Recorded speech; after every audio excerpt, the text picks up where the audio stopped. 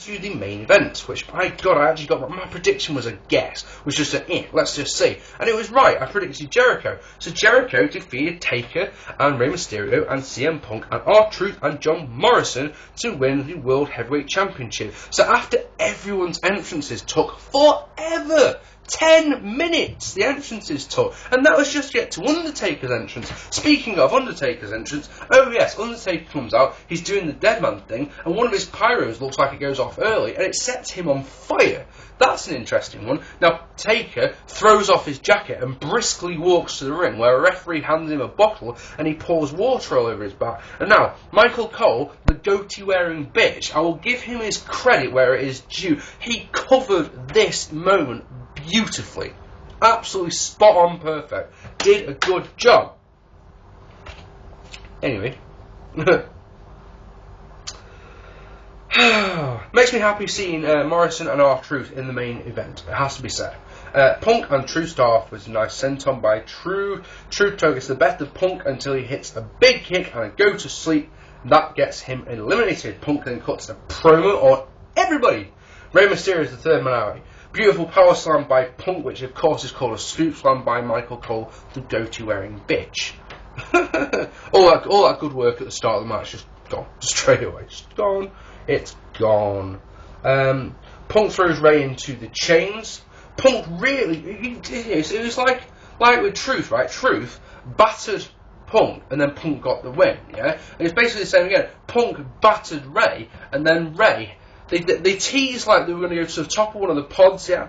And then Rey hit a Rana off the top rope onto the steel, and that got eliminated him. So bye-bye Punk. Jericho comes out fourth, and of course Jericho's got good chemistry with Rey. We saw that in 2009. So they do some nice stuff, including Rey doing, remember RVD's Spider-Man spot in the 2002 Elimination Chamber at Survivor Series?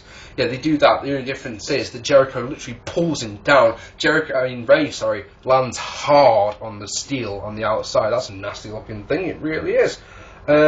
Springboard moonsault gets 2, and then a nice dragon sleeper by Rey. Very nice. Morrison is out next. He has a nice standing shooting star press. Jericho with a nice backbreaker. Nice back and forth action, all three men, but then the crowd go oddly quiet. Very strange, that one. Very, very odd. Starship Pain on Rey gets the 3 by Morrison, so then it's down to 3 people, Morrison, Taker and Jericho. Taker comes out. Double suplex by Morrison and Jericho. Jericho somehow gets busted open on the cheek here, and the next shot you see of him, it's gone. It's like, oh, that's weird. One of the pods gets broken, so the referees are having to hold the side of the pod open. So you're thinking to yourself, someone's going to be coming into the chamber through there. But anyway,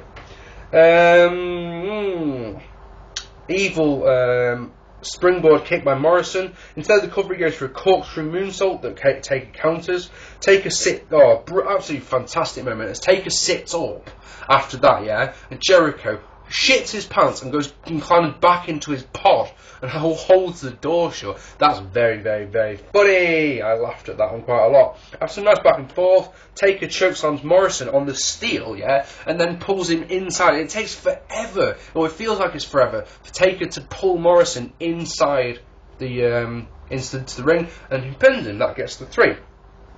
Jericho hits a superplex. Yes, it's Jericho and Taker, obviously. Jericho hits a superplex. Chokeslam is reversed into a Walls of Jericho, which is reversed into a Hell's Gate. A tombstone is countered into a code breaker. And then the wedgie bomb of doom, think about it, holds him up, wedgie bomb, bam. Yeah. Taker doesn't cover though, he signals for the tombstone power driver, but before he can hit it, some random jobber called Shawn Michaels comes out, hits him with sweet chin music. Jericho doesn't even bother doing a move, he just pins him 1, 2, 3 as Shawn Michaels stands over him just staring down. That's a nice little touch.